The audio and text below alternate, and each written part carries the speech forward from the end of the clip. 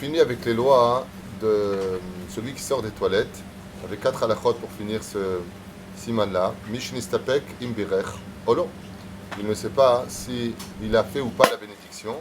Étant donné que malgré la grandeur de cette bénédiction de Asher Yatzar et Adam qui est des Rabbanan, ça fait que les coups là. À partir du moment où je ne sais pas si j'ai fait ou pas, je ne me rappelle pas, ce qui est quand même dramatique de ne pas se souvenir de 45 mots qui auraient été prononcés, c'est dramatique.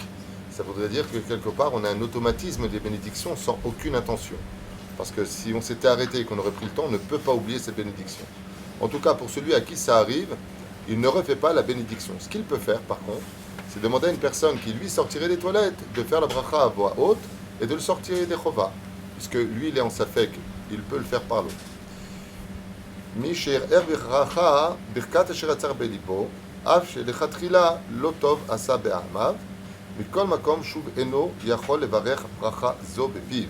Celui qui a dit Asher Yatzar et Adam uniquement par sa pensée, parfaitement. Alors, Bevadaï, qu'il n'a pas fait les choses qu'il fallait faire. Nous sommes dans le monde de l'action, pas dans le monde de la philosophie. Quoi qu'elle accompagne l'homme. La reine, il ne fera pas malgré tout la bénédiction une fois de plus. V'im yesh sham acher shutzrachen kavav. Et une fois de plus, il pourra demander à une personne qui, lui, n'a pas encore fait la bénédiction, de le sortir yedé chova.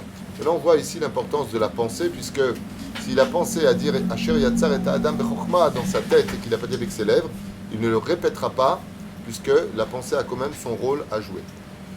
Animtsa be'emtsa birkat Asher Yatzar et Adam. Et d'un coup, il va Baruch Hashem Elokeinu melech olam Asher Yatzar et Adam bechokma Itgada vitkada shemeraba. Waouh, qu'est-ce qu'il fait? Est-ce qu'il finit sa bénédiction alors qu'il est au milieu de la bénédiction, ou est-ce qu'il répond? Réponse, il s'arrête et répond. Aux 5 aménim seulement du Kaddish par exemple ou de la Kedusha. Alors je vous lis la halakha. ותבאות אשר עצר ושמע קדיש או קדושה, פוסק, ועונה כמו קריאת שמע וברכותיה.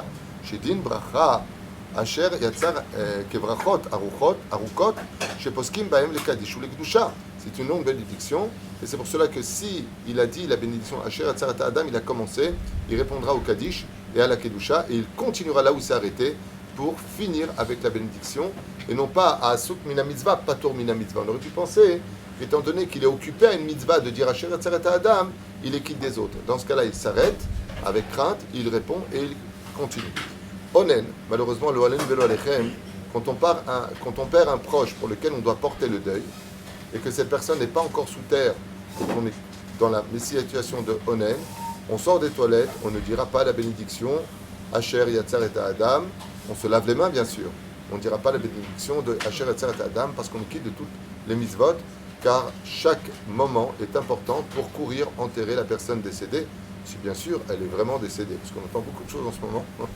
Ils ont enterré quelqu'un qui s'est réveillé dans la tombe, enfin le méchant. À partir du moment où la personne réellement est décédée, parce qu'il y a une marloquette entre le monde des médecins aujourd'hui et la Torah. Dans la Torah, quelqu'un qui est décédé, c'est celui dont le cœur ne bat plus. Dans la médecine actuelle, c'est celui dont le cerveau ne répond plus. Donc, ce qu'eux définissent comme étant mort, pour nous, c'est encore vivant. Et on en a eu des preuves. Dans la Torah, c'est si le cœur ne bat plus. Chez eux, c'est si le cerveau ne répond plus. Top. Bezrat Hashem, nous on dira selon la version du cœur, et non pas la version de l'esprit.